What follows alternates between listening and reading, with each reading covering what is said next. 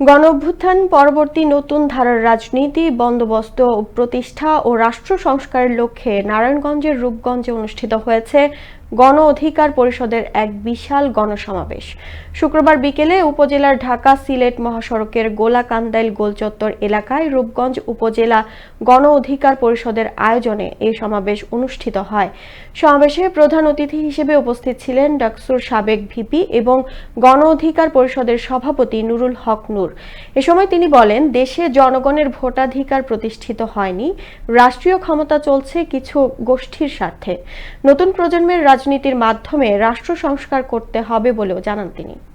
আমাদের সামনে সুযোগ এসেছে এই বাংলাদেশকে আগামীতে আমরা কিভাবে গড়ে তুলব। এই বাংলাদেশের জনপ্রতিনিধি চাঁদাবাজ, মাফিয়া, দখলদার, লুটেরা, দুর্নীতিবাজ মানুষ হবে নাকি সৎ, সাহসী, ত্যাগী মানুষ হবে, সেই সিদ্ধান্ত নেওয়ার আপনাদের সামনে সুযোগ এসেছে।